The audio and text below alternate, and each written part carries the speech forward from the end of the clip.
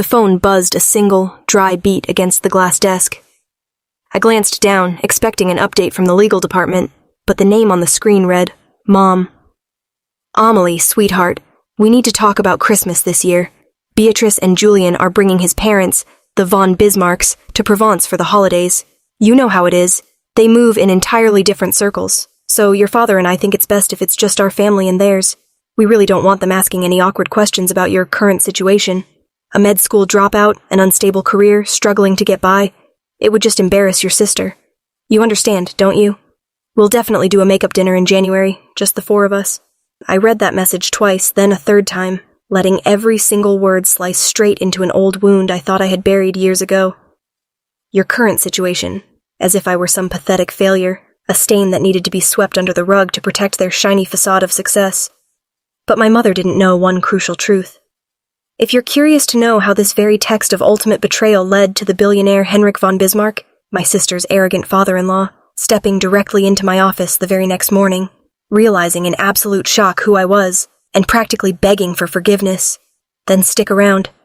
Because in less than 24 hours, that aristocratic family is going to find out that the daughter who was banned from the Christmas dinner table is the exact same person holding the fate of their billion-dollar empire in her hands.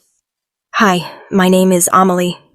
Zurich by night was submerged in a cold, deep blue, but from the 32nd floor of the glass tower in the heart of the financial district, I could still see the endless, rushing stream of traffic below.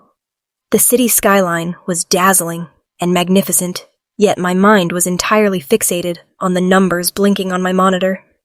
The term sheet for our Series C funding round was complete. Legal had given the green light. The clauses were locked in. With just my signature tomorrow morning, the health tech company I had founded from scratch would officially surpass a $1 billion valuation. At 24 years old, I was about to step into the elite club of the world's youngest self-made female billionaires. Bzzz, bzzz. The phone resting on the glass desk vibrated violently, shattering the absolute silence of my office. I glanced down. The sender's name lit up the screen. Mom. I reached out and unlocked the screen. A lengthy block of text assaulted my eyes. Amelie, your father and I have discussed Christmas this year at length. Beatrice and Julian are bringing his parents, the von Bismarcks, to Provence to celebrate the holidays with us. You know how it is. They belong to the absolute upper echelon of high society and have incredibly strict standards. We think it is best if you don't come home this year. We really don't want Lord Henrik or Lady Matilda asking awkward questions about your current situation. The fact that you dropped out of medical school, have no stable career, and are struggling to get by in Switzerland will only embarrass this family and your sister. Do not be selfish and ruin Beatrice's perfectly curated life. I'll transfer 5,000 euros to your account. Take yourself on a nice ski trip somewhere to clear your head. Remember, absolutely do not come home. I stared at the screen, rereading the phrases current situation and no stable career 3 times. A dry, hollow laugh escaped my throat. There were no tears, no explosive outburst of rage, only a familiar, creeping bitterness, as cold and sharp as the Swiss winter wind. Less than 10 seconds after the read receipt registered, the phone buzzed again. This time, it was an incoming call. Still Mom. She was so paranoid that she had to call to ensure I had received her banishment order loud and clear. I took a deep breath, swiped to answer, put it on speaker, and tossed the phone back onto the desk. I'm listening, Mom. Thank God you picked up! Mrs. DuPont's voice echoed out, hurried, shrill, and laced with agitation. I saw the system say you read the message, but you didn't reply. I had to call immediately because I know how impulsive you can be. Amelie, do not make a scene out of this. Answer me. Did you understand what I wrote? I understood perfectly, I replied, my tone so calm it was practically freezing. I'm just wondering exactly how repulsive is my presence at the family dinner table that you felt the need to use the word embarrass. Don't use that victim tone with me, Mrs. DuPont snapped. The truth hurts, Amelie. You aren't a 15-year-old child anymore. You're 24. Take a good look in the mirror. What do you have to your name? Years ago, we rolled out the red carpet for you to attend the most prestigious medical school. You had such a bright future. And what did you do? You threw that degree in the trash. You defied the whole family, packed your bags, and ran off to some corner of Switzerland to chase some insane delusional tech fantasy. And because I didn't become a doctor like you wanted, my name is crossed out of the family? I asked. Because you are a failure, Amelie. My mother's words slashed down like a guillotine. I don't want to be harsh, but you need to know your place. Your sister Beatrice has brought glory to the DuPont name. She married Julian von Bismarck. Do you even comprehend who the von Bismarcks are? They are the most powerful aristocrats in Europe. Your sister has had to exhaust herself, to shrink herself down, to learn every microscopic dining etiquette rule just to be accepted by that family. And now, when they are finally lowering themselves to visit our home as guests, you plan to drag your pathetic self back there? I gripped the armrests of my chair tightly. What exactly is wrong with my pathetic self? What's wrong? She let out a mocking, venomous laugh. Last week, some friends at the ladies' country club asked about you. I didn't even dare open my mouth. What was I supposed to do? Slap my own face and say, "Oh, my youngest daughter is unemployed, directionless, and scraping by on cheap projects no one cares about"? Are you planning to wear some frayed old sweater, sit next to Lady Matilda, and talk about your struggling life? Do you want Lord Henrik to look at us like a bunch of destitute, low-class peasants who don't know how to raise their children? You never once asked me how I'm actually living these days, or what my work really is, I said slowly. You just automatically assume I'm failing because I didn't walk the exact path you drew for me. I don't need to ask about things that are already blindingly obvious, she hissed. Successful people don't hide away in the shadows like you do. Stop arguing. Beatrice cried her eyes out all afternoon yesterday. She is utterly terrified at the thought of you sitting at the table, spouting nonsense in front of her in-laws. Her husband's family cares deeply about face and prestige. One tiny blemish from you is enough to make them despise your sister. Do you understand? Suddenly, there was a shuffling sound on the other end of the line. The deep, chilling voice of my father rang out. He had snatched the phone. Amelie, don't make your mother angrier than she already is. She is right. Dad, listen to me.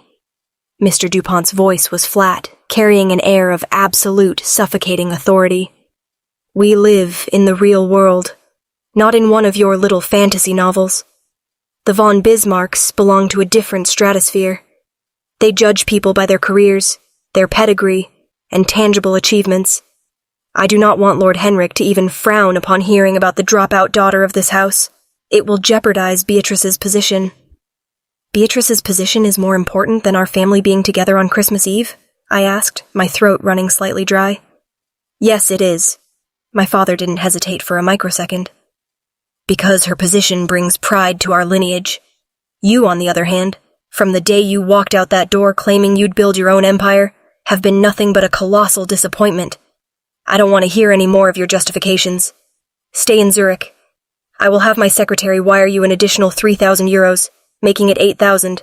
Take that money, buy yourself some decent clothes, eat at a fancy restaurant, and enjoy yourself. Do not return to Provence. 8,000 euros! I laughed out loud. You're pricing my absence from my own family at 8,000 euros? Do you two genuinely believe I need that money? Don't you dare be insolent! My mother's voice cut back in, shrill and piercing. If you have any shred of dignity left, you will know your place and stay away. If you dare show your face at this house on the 24th, I swear to God, I will have security lock the gates and ban you from taking a single step inside. I will not allow you to drag this family down to the bottom with you. Stay in your little hole. Beep, beep, beep. The call abruptly disconnected. The dial tone echoed lifelessly through the expansive office. I sat numbly in my leather chair, my eyes staring blankly into space. My mother's words kept ringing in my ears, tearing at my insides. Failure. Stain on the family. Dragging the family down. They didn't know. They would never know.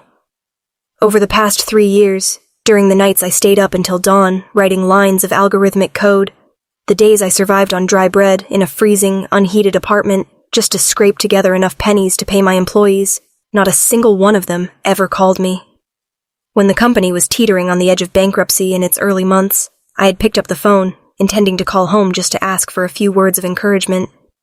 But I stopped myself, because I knew exactly what the response would be. See? We told you that you were useless. Come home and learn how to be a proper lady like your sister.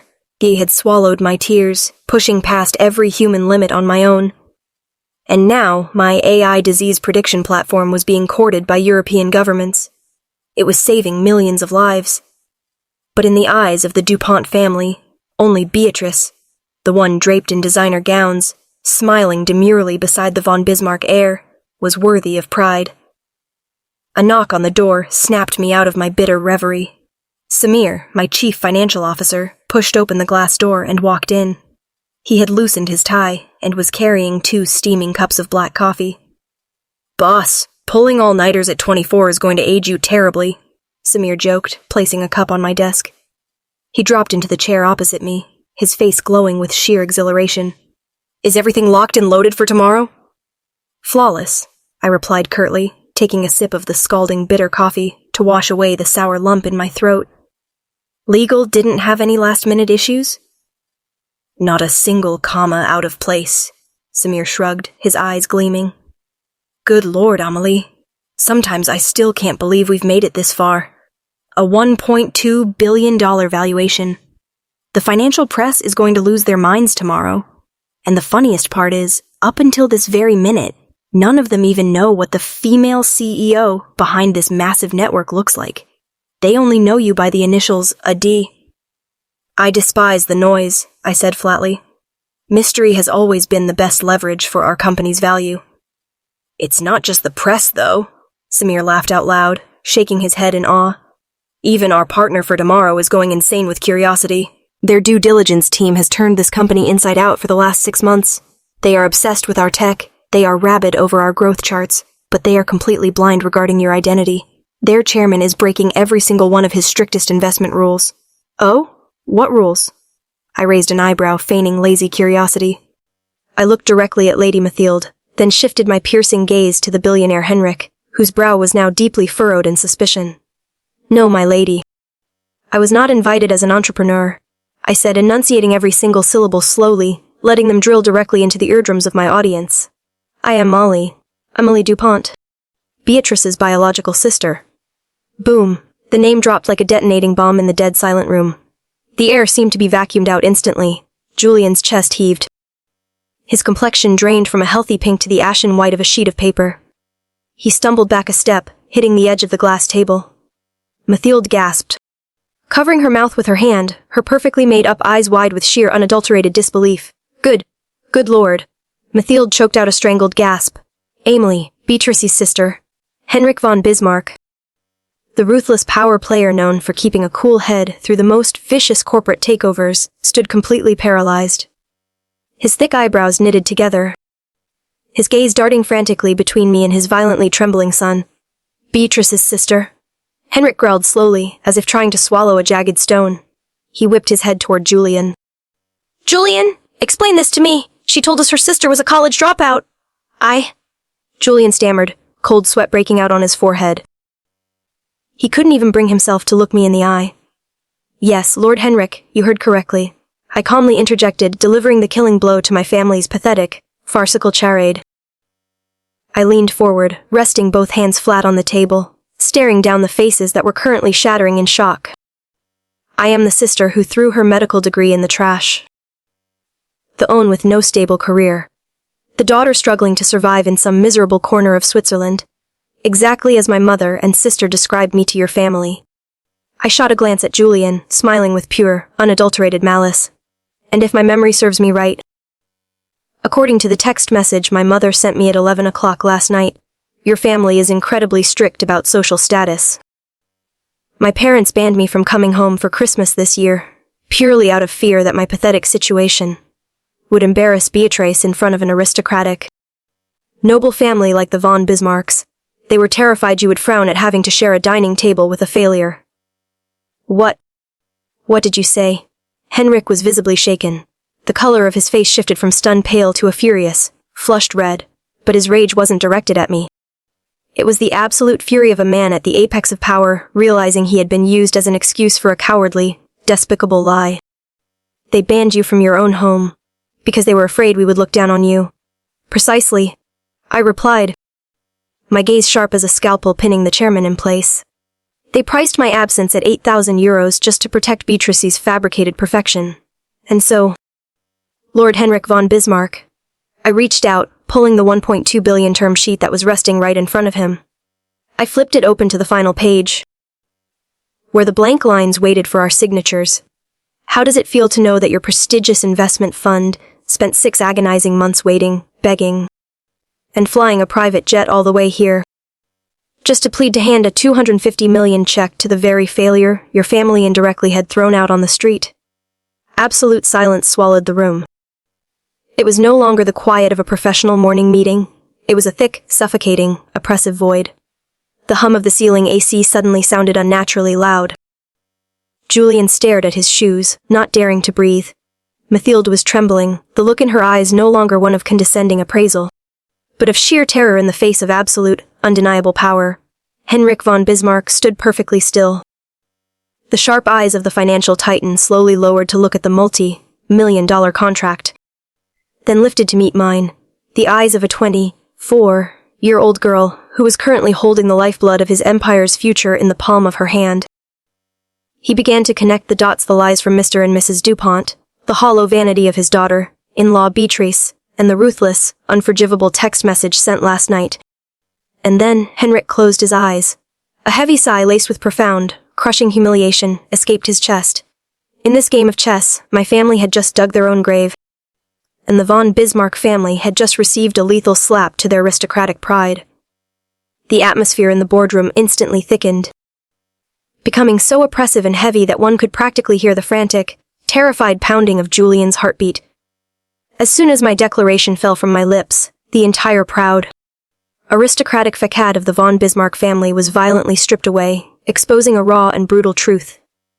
I stood there, as still and placid as a frozen winter lake, coldly observing the absolute collapse on the faces of those who stood at the pinnacle of society. Henrik von Bismarck, the notorious old fox of European finance, a man who had made countless conglomerates tremble with a mere furrow of his brow, was now standing dead in his tracks. The color of his face shifted rapidly, from stunned disbelief to sheer shock, and finally to a volcanic, unadulterated fury. But that fury was not directed at me. It was aimed squarely at his violently trembling son, and at the lowly, pathetic in-laws who had dared to use his name as a prop in their despicable farce. A failure. A girl struggling to get by in Switzerland. Henrik enunciated every single syllable, his deep, gravelly voice rumbling like thunder before a catastrophic storm. His razor-sharp gaze pinned Julian to the spot. "Julian! Answer me this instant! What is the meaning of this? What exactly did your wife, Beatrice, tell you about her family?" "Father," Julian stammered, cold sweat breaking out and drenching his forehead. He reached up, frantically loosening his expensive silk tie, as if an invisible hand were strangling him. "Beatrice always said her younger sister was the family's greatest disappointment. That she dropped out of medical school, refused to get a real job, was incredibly impulsive and that her family was deeply ashamed of her. I didn't know. I swear to God I had no idea Amelie was the very genius our fund has been on our knees begging to invest in for the last 6 months." Henrik roared, slamming his heavy palm against the reinforced glass table with such ferocious force that everyone in the room jumped. Lady Mathilde swayed on her feet, hastily grabbing the armrest of her chair to keep from collapsing. Her meticulously made-up eyes were wide with sheer, unadulterated horror. "Dear God, Beatrice, my daughter-in-law lied to us." She spun such a sickening, malicious narrative about her own flesh and blood. Why on earth would she do such a thing? Out of sheer envy and hollow vanity. "My lady," I interjected calmly. My voice was crystal clear, yet every word sliced through the air like shards of broken glass. I slowly paced along the edge of the long table, not blinking even once. "My sister needed a flawless, pristine backdrop to justify her entrance into your noble family. She couldn't stomach the existence of a younger sister who dared to defy the family's dictated path. And to mask her own deep-seated insecurities, she chose to trample all over me, turning me into a stain, to elevate her own fabricated nobility." I stopped right in front of Lord Henrik, looking directly into his eyes, which were currently blazing with infernal rage. "Lord Henrik, would you like to know exactly what my family told me at 11 o'clock last night?" I asked, the corner of my lips curling into a deeply bitter smile. "My mother texted me, the von Bismarcks are coming for Christmas this year. They are the absolute elite, with incredibly strict standards. The fact that you dropped out and have no stable career will only embarrass this family and Beatrice in front of Lord Henrik. Do not be selfish and ruin Beatrice's perfectly curated life by dragging your pathetic self home. Take this 8,000 euros and stay out of sight. I recited it word for word, not missing a single comma. Every syllable that echoed in the boardroom delivered a lethal, devastating blow to the supreme pride of the von Bismarck dynasty. They dared. Henrik's face turned a violent shade of crimson, veins bulging against his temples. He exhaled a ragged, heavy breath, both of his hands clenching into tight fists. They dared to use the von Bismarck name as an instrument to humiliate someone else. They used my name, the prestige of my family, as an excuse to banish a tech genius from her own home on Christmas Eve. All for the sake of their pathetic, idiotic vanity. Precisely. I nodded, my gaze freezing over. To the DuPont family, Lord Henrik, the empire I have built with my own blood, sweat, and tears over the last 3 years is not worth a single frown from you. They locked me out in exchange for your satisfaction. Therefore, as the man holding the ultimate decision over this contract, I need you to answer one question. I picked up the Mont Blanc fountain pen resting on the table, twirling it effortlessly between my fingers. If the fact that I am a college dropout, a daughter disowned by her own family, truly makes you feel disgusted and embarrassed as my parents claimed, you are completely free to stand up and walk out that door. This $250 million transaction will be terminated immediately. The decision is entirely yours. A deathly silence swallowed the room once again. Samir and my entire executive team sat frozen, holding their breath in anticipation. Julian was in a state of absolute, abject panic. He opened his mouth, desperately wanting to beg. But Henrik shot him a glare so lethal it forced the words right back down his throat. Henrik von Bismarck stood perfectly still, looking at me. The explosive rage on his face gradually subsided, replaced by an expression of profound, immense gravity and deep respect. He looked straight into my eyes, no longer with the gaze of a patriarch looking at a junior, but with the gaze of a king acknowledging another king. Aimlessly, Henrik finally spoke, his voice steady, authoritative, and entirely devoid of hesitation. I am a businessman. I have spent my entire life assessing the true value of assets and human beings. And let me tell you, the DuPont family are the most short-sighted, foolish, and hopelessly blind people I have ever had the misfortune of encountering. They are holding a priceless diamond in their hands. Yet they despise it simply because it wasn't placed in the exact velvet box they preferred. Henrik took a deliberate step forward, planting both hands firmly on the table, facing me head-on. I feel incredibly insulted. Not because of you, but because of the despicable way your family weaponized the von Bismarck name to trample upon an extraordinary talent. Do they think we are such shallow, superficial fools that we only care about empty aristocratic titles? Absolutely not, Henrik declared with booming authority. The only thing that embarrasses me right now is the realization that I share ties with such staggeringly ignorant in-laws. He whipped his head toward Julian, his tone ringing with absolute, dictatorial command. Julian, the second we step out of this room, I order you to call your wife. Tell her that if she wishes to keep her place in the von Bismarck family, she will get on her knees and beg her sister for forgiveness for her disgusting arrogance. Julian jolted, nodding frantically, his face completely drained of blood. Yes, father. I will do it immediately. Henrik then turned back to me. He slid the multi-million-dollar contract directly toward me, accompanied by his own personal fountain pen. I never allow garbage family drama to interfere with my business decisions, Henrik stated, his eyes unwavering. Your company is the future of global healthcare. You possess a magnificent mind. I am not signing this contract because you happen to be my daughter-in-law's sister. I am signing it because you are Amélie DuPont, the most brilliant CEO I have ever had the privilege of negotiating with.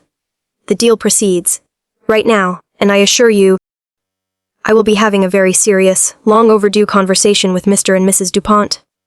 They will pay the price for their sheer stupidity. I looked at the veteran billionaire, feeling the absolute sincerity and ruthless fairness behind his words.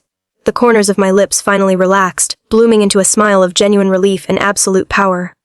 The invisible, suffocating weight called family that had oppressed me for years had just been shattered by the most powerful man in the room. Very well, we have a deal, Lord Henrik. I picked up the pen and decisively slashed my signature across the final page of the contract. Henrik immediately followed suit, signing his name right beside mine. The boardroom erupted into thunderous applause from my executive team. Samir let out a massive sigh of relief, a radiant smile stretching across his face. The $250 million contract was officially enacted. The company's valuation officially crossed $1.2 billion, the most spectacular, devastating overthrow in the history of the European tech and high society circles had just been executed in under 15 minutes. The rest of the morning was strictly dedicated to business. We completely shoved the family drama aside to discuss capital disbursement strategies, market expansion plans, and the integration of our predictive AI into the French national hospital system. I demonstrated a level of sharpness, decisiveness, and visionary strategic planning that left the von Bismarck delegation reeling from one state of awe to the next. Lady Mathilde sat there, unable to take her eyes off me. Her initial condescension had completely evaporated, replaced by absolute awe and sheer reverence. Near noon, as the meeting concluded flawlessly, Henrik proactively stepped toward me. He no longer carried the hardened exterior of a business partner. His tone had softened into something incredibly warm and respectful. "Amelie," he said quietly, "this coming Saturday, Mathilde and I would like to invite you to a private dinner at our estate in Geneva. No business. No short-sighted fools. Just us.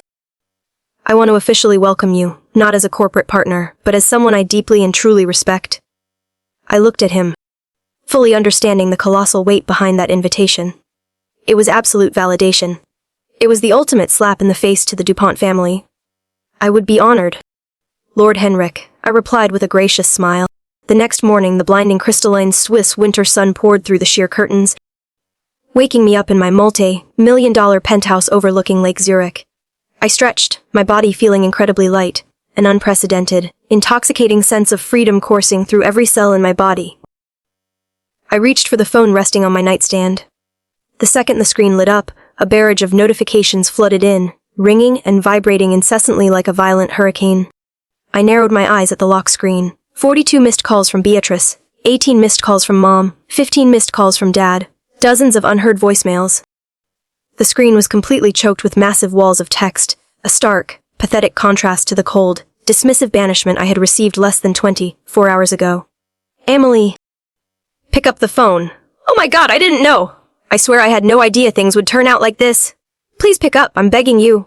"Beatrice." "Amelie, sweetheart, please answer your mother. Lord Henrik just called us." "Oh God," he berated us mercilessly. "There's been a massive misunderstanding here, darling! We didn't mean it like that. Please answer me." "Mom, come home, Amelie. I am begging you. We need to talk. The family needs to talk.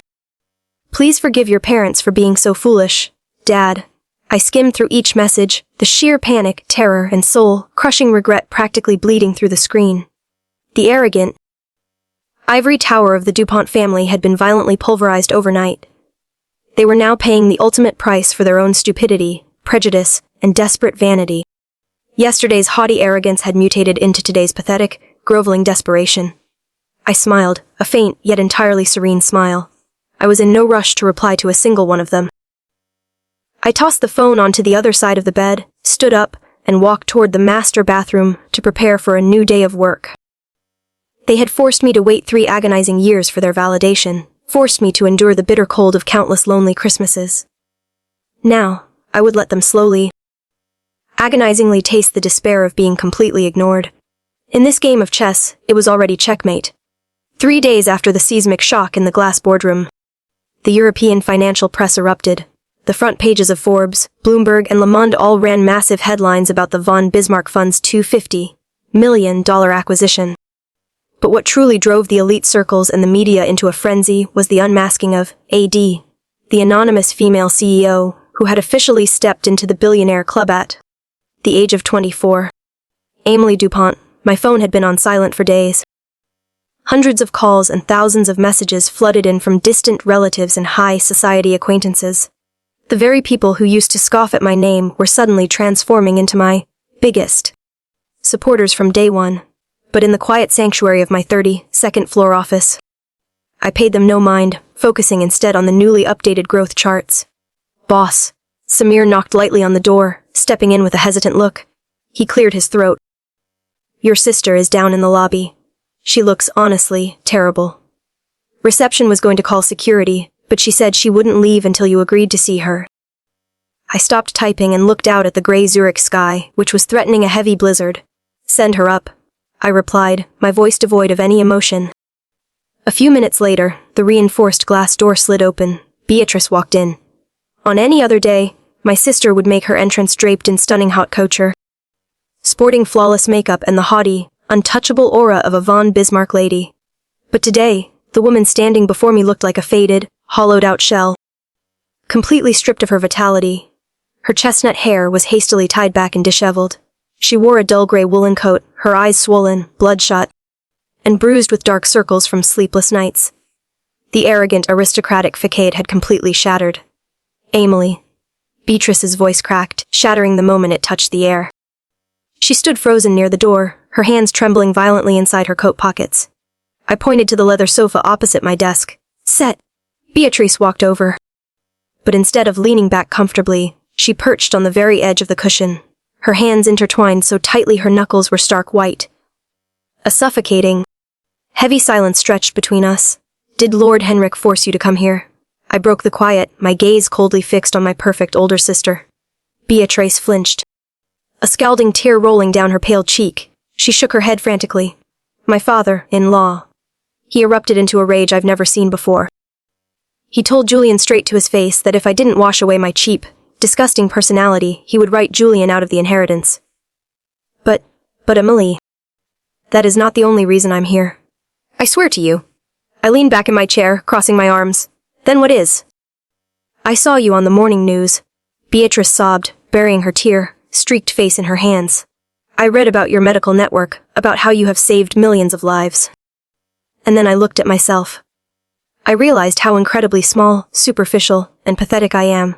Amelie, why didn't you ever tell me what you were building? Because you never asked. I cut her off, my tone as sharp as a blade. Not once in 3 years.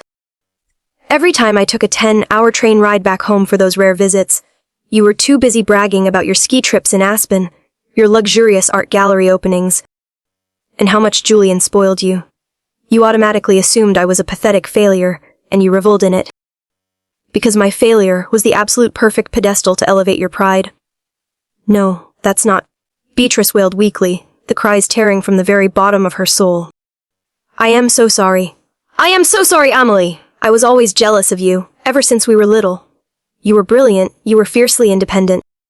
You dared to abandon the path our parents laid out to chase your own dreams. And me, I was just a porcelain doll in a glass cage, clinging to the von Bismarck name for dear life just to feel like I had any value. I was terrified.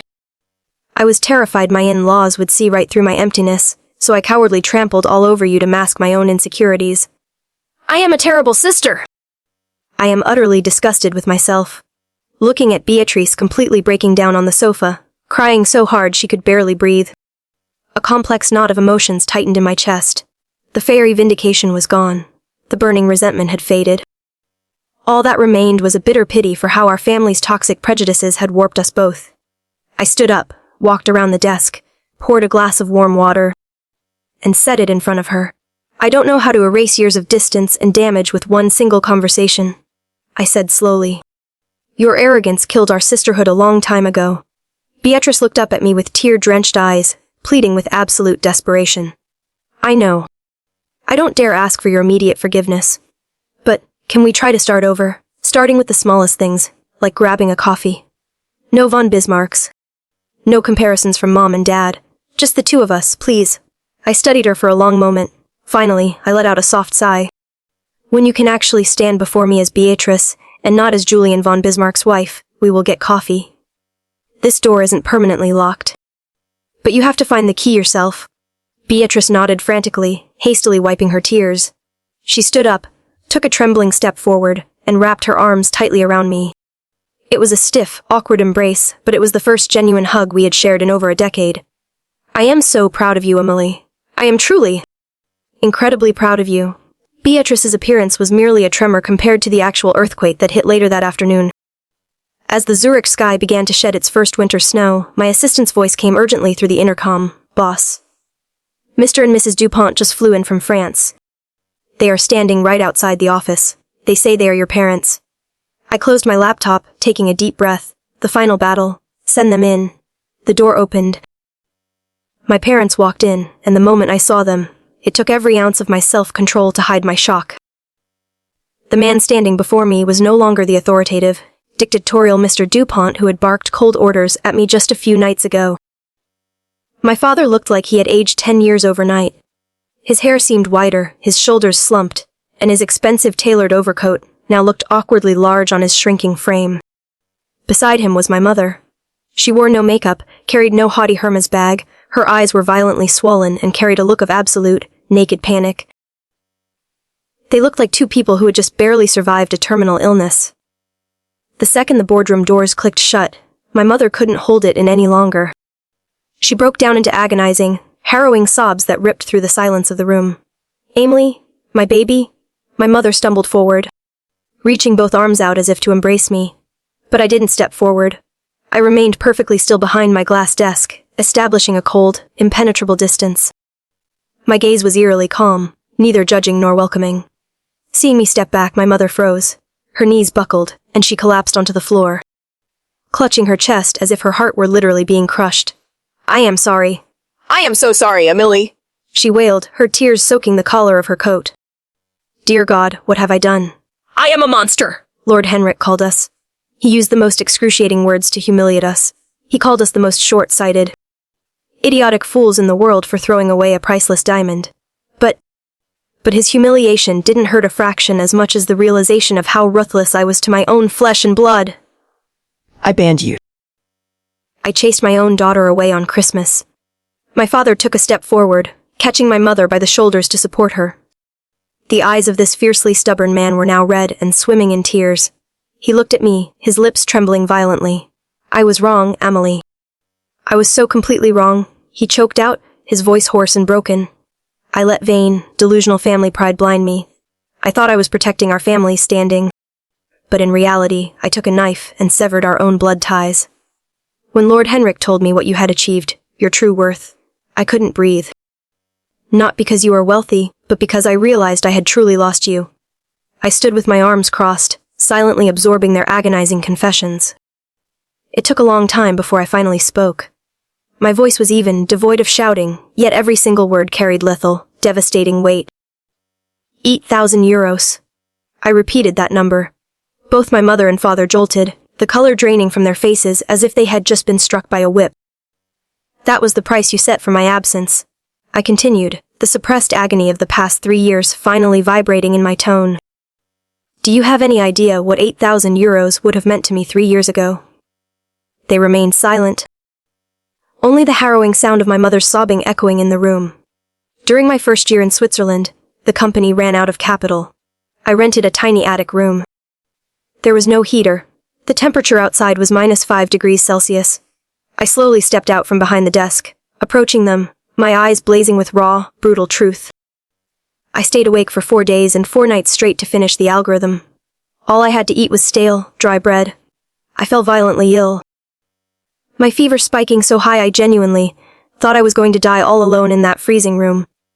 Do you know what I craved most in that moment? My mother looked up at me, her eyes pleading in absolute agony. "Emily, please stop, my baby. My heart is breaking." In that moment, all I wished for was to pick up the phone, call home, and hear you say, "Emily, if it's too hard, just come home. Mom and Dad are here." I said, my throat tightening, but I absolutely refused to let a single tear fall. But I didn't call. Because I knew exactly what your answer would be. You would have called me a stupid failure, forced me to get on my knees and admit I was wrong, and shoved me right back into living under Beatrice's shadow. My father buried his face in his hands, the tears of a middle-aged man slipping through his fingers.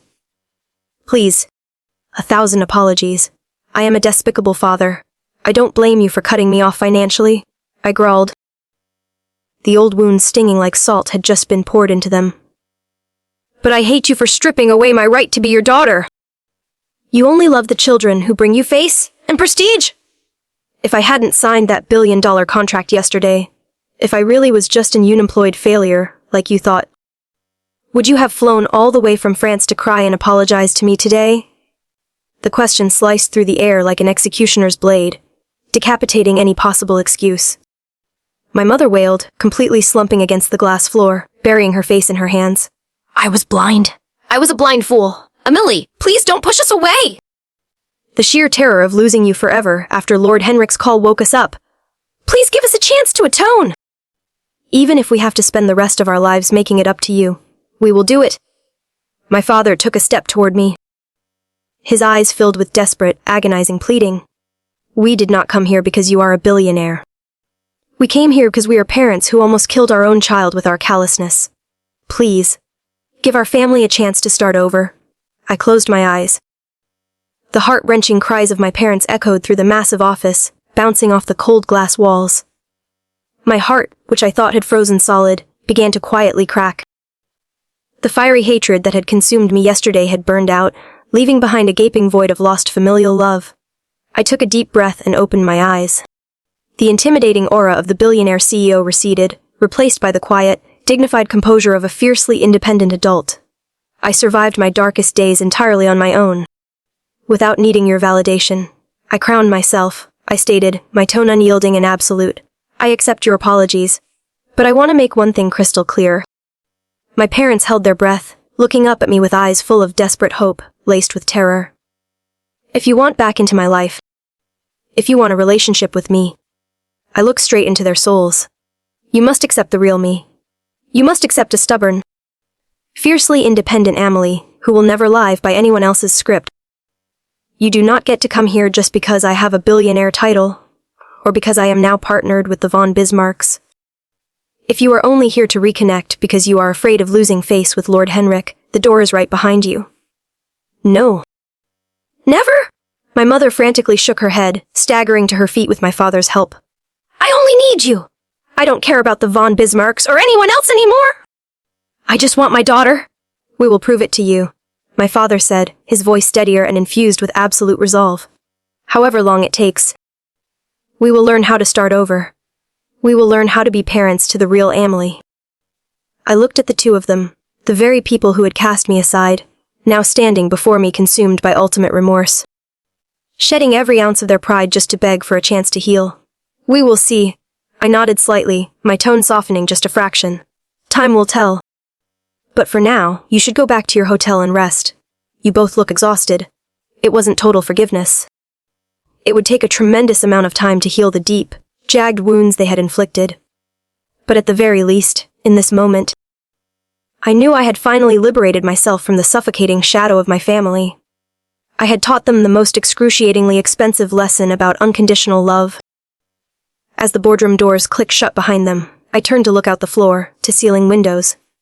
The snow was falling thick and white over the Zurich skyline.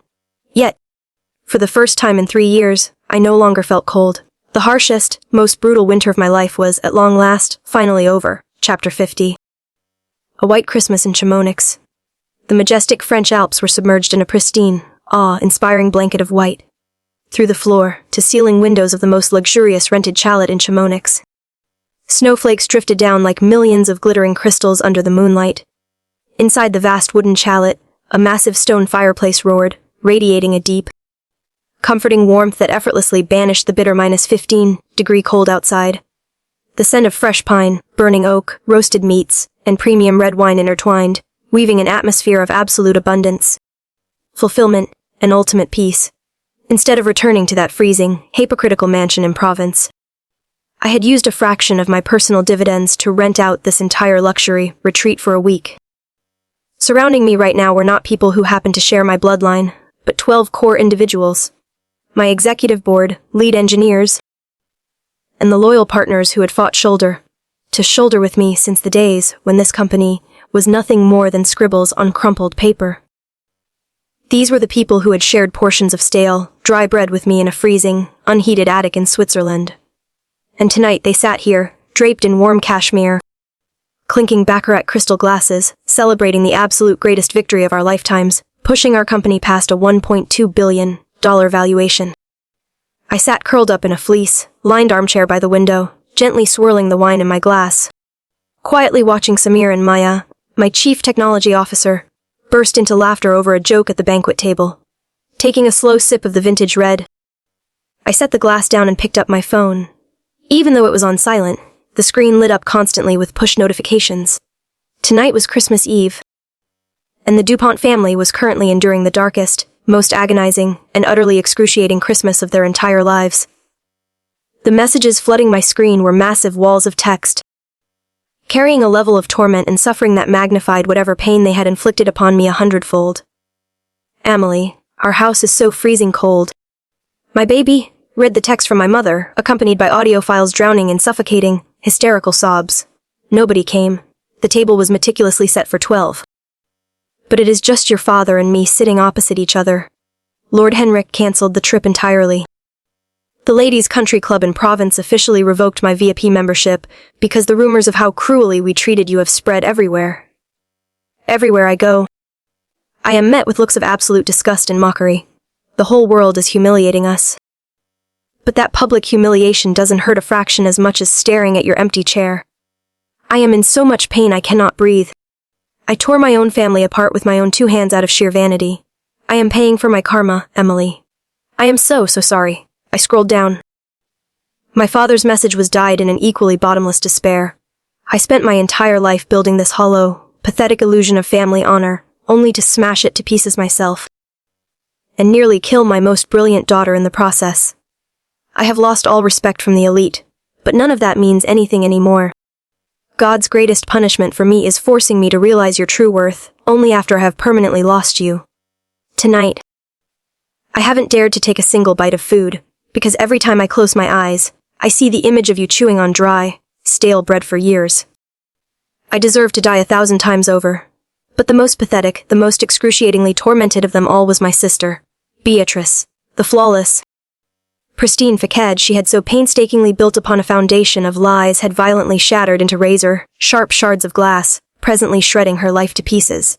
Amelie. I am sitting entirely alone in a pitch-black room in Paris. Beatrice texted.